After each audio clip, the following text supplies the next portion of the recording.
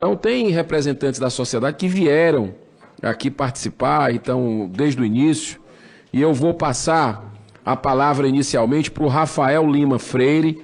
Ele é advogado e representante da Associação Brasileira de Vítimas de Vacinas e Medicamentos, da Abravac. E o senhor tem, se puder ser em 3 minutos, para a gente poder caminhar aqui para o encerramento, eu lhe agradeço muito. Boa tarde a todos. Como dito, meu nome é Rafael Lima Freire, sou advogado e tenho atuado em defesa das vítimas e recentemente fui eleito presidente da Associação Brasileira de Vítimas de Vacinas e Medicamentos.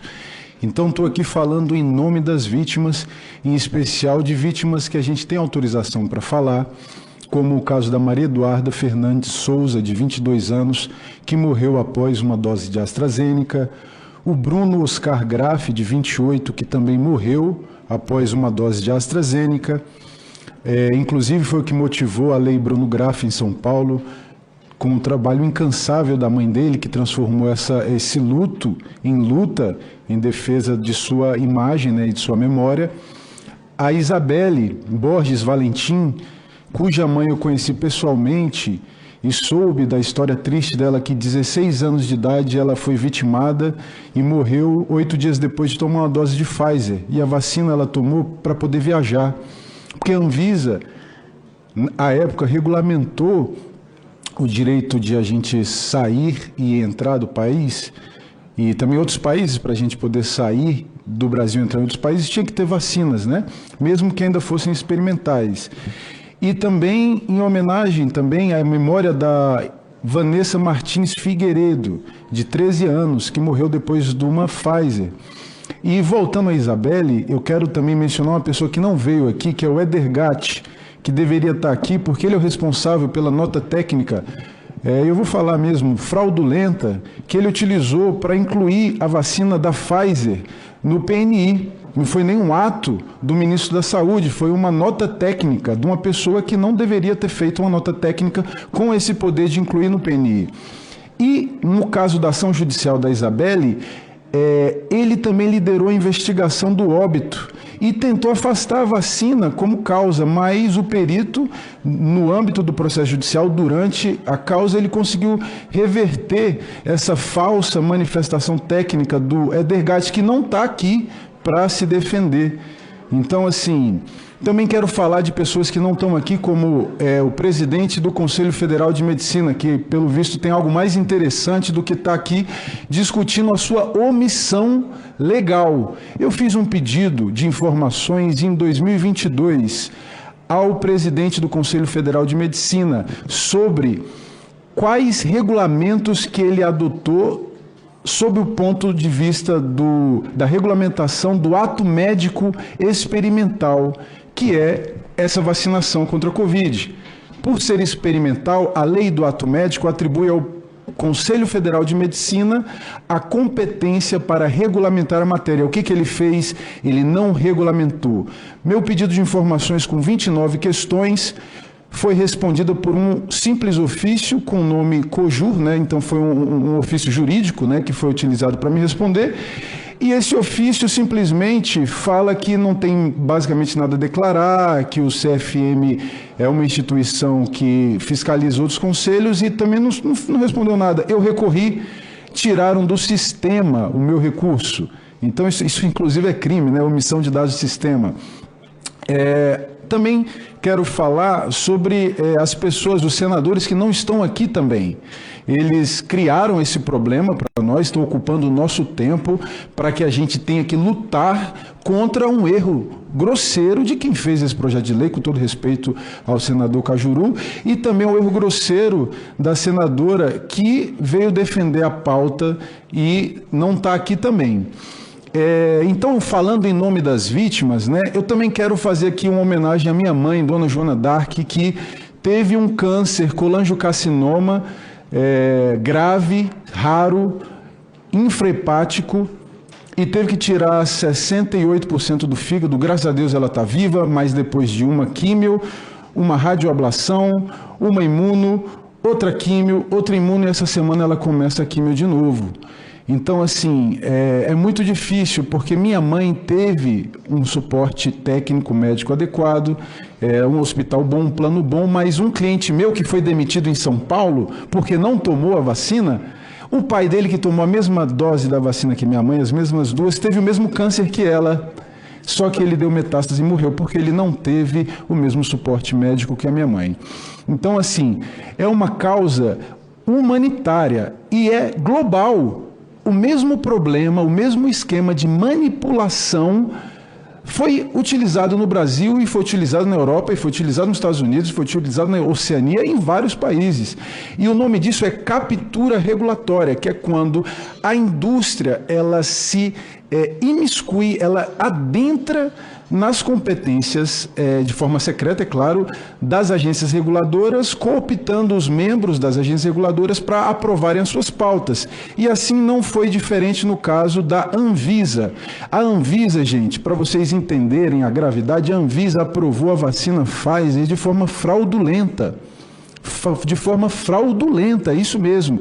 O gerente geral de medicamentos da Anvisa, antes de a vacina sair, ele explicava que as vacinas eram experimentais, emergenciais, que ia ter acompanhamento, que ia ter farmacovigilância, que tudo isso ia ser observado, que as pessoas iam ter acesso a um termo de consentimento livre e esclarecido e que tudo ia ser feito conforme o procedimento científico.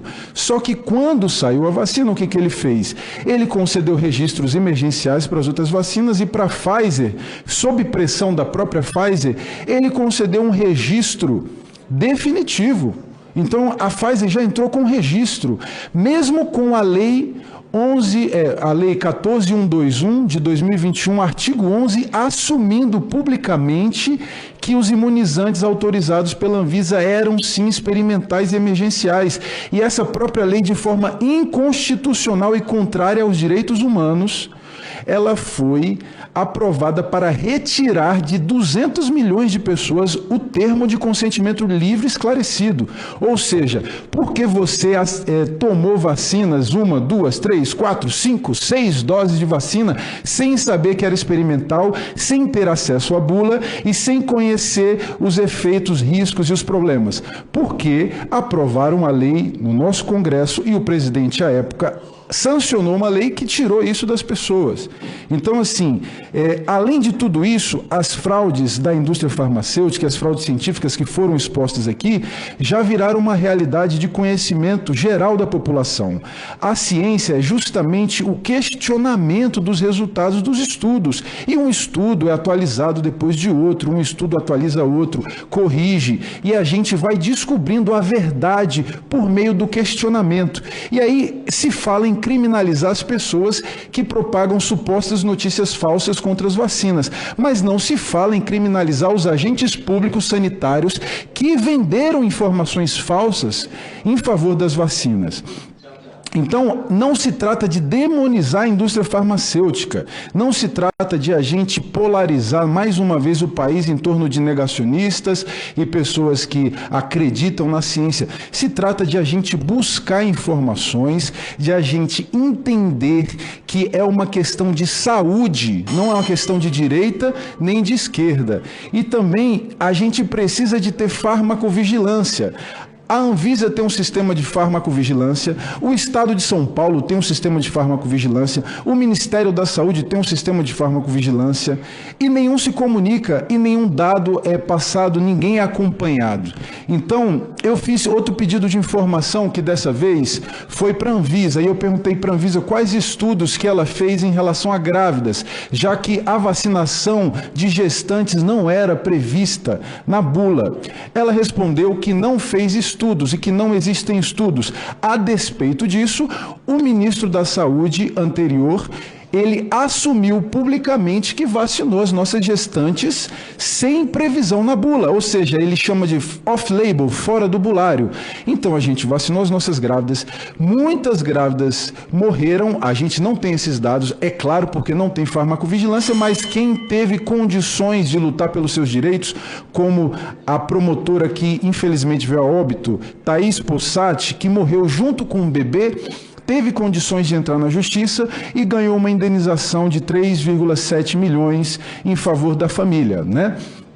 Então, o que a gente precisa, pessoal? A gente precisa de ampliar o acesso à informação, não reduzir o acesso à informação. A gente precisa que o CFM responda, a gente precisa que a Anvisa responda, a gente precisa que o Ministério assuma a sua atribuição e, se ele quer incluir a vacina de Covid, que ainda é experimental, que não é obrigada em outros países para crianças, que ele então assine uma portaria com o nome dele, para que essa vacina seja incluída e não delegue a um terceiro que faça uma nota técnica para incluir essa vacina. E Obrigado. também os juízes, membros do Ministério Público e agentes que estão utilizando o Conselho Tutelar para perseguir os pais.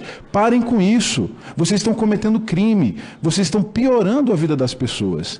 E eu agradeço muito, senador Girão, mais uma vez. É uma honra estar aqui. Agradecemos por estar lutando por essa causa e que Deus nos dê clareza e nos abençoe. Muito obrigado. Muitíssimo obrigado. Eu que agradeço, Rafael Lima Freire, advogado e representante da Associação Brasileira de Vítimas de Vacinas e Medicamentos, da Abravac. Importante sua fala aqui nessa audiência pública. Amanhã nós